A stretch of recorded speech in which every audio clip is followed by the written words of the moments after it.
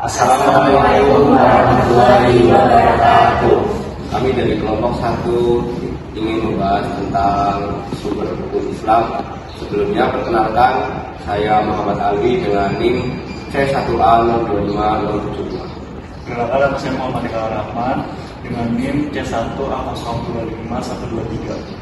Halo semuanya, saya Najwa Safinatul Mulofa, NIM C1A02509.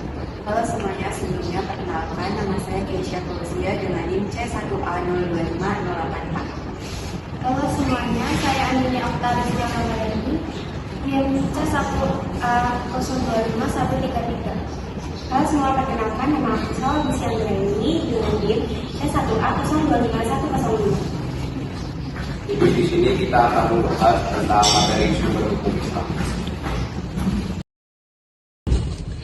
Sumber hukum Islam adalah asal tempat penetapan hukum Islam. Hukum Islam sendiri adalah seperangkat aturan yang mengatur kehidupan beragama bagi umat Islam. Aturan-aturan tersebut mencakup hubungan manusia dengan Allah, manusia dengan sesama manusia, dan manusia dengan alam sekitar. Macam-macam sumber hukum Islam. Yang pertama ada Al-Quran sebagai sumber utama yang berisi perintah, larangan, dan petunjuk hidup. Yang kedua ada hadis berupa ucapan, perbuatan, dan ketetapan dari Nabi Muhammad SAW. Yang ketiga ada ijma, kesepakatan dari berbagai ulama tentang suatu hukum. Dan yang terakhir atau qiyas merupakan penetapan hukum baru dengan membandingkan kasus serupa yang sudah ada hukumnya.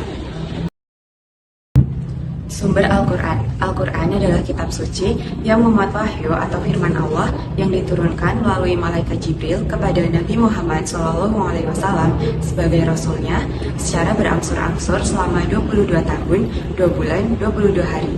Al-Quran mula-mula diturunkan di Mekah, kemudian diturunkan di Madinah. Al-Quran berfungsi sebagai pedoman hidup dan dasar hukum bagi umat manusia dalam menjalani kehidupannya di dunia dan di akhirat. Membacanya adalah ibadah dan kandungannya mencakup akidah, akhlak, syariat, dan petunjuk mengenai kehidupan dan penciptaan alam semesta. Yang kedua ada sumber hadis. Sumber hadis adalah kitab atau kumpulan riwayat yang memuat perkataan, perbuatan, dan ketetapan Nabi Muhammad SAW yang diriwayatkan oleh sahabat dan dicatat oleh ulama.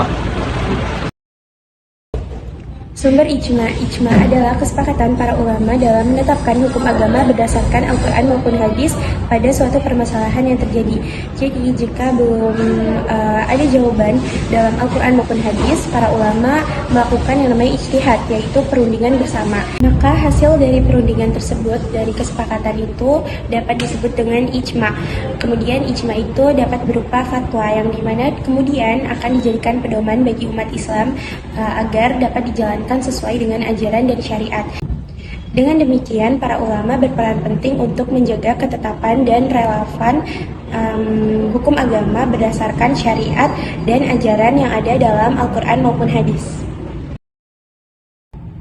Yang keempat ada qiyas. Qiyas adalah menetapkan hukum pada suatu kasus baru yang tidak ada ketentuannya secara langsung dalam Al-Quran maupun dalam hadis, dengan cara membandingkannya pada kasus lain yang sudah ada hukumnya, karena keduanya memiliki sebab atau alasan hukum yang sama.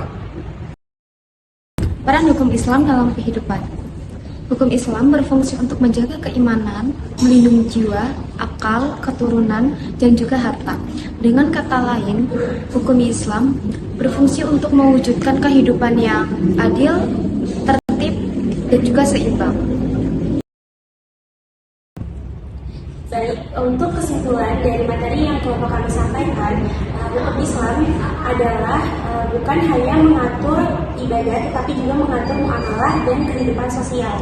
Dengan mengatur hukum Islam, hidup kita akan lebih terarah, harmonis, dan mendapatkan ridho Allah Subhanahu wa Ta'ala.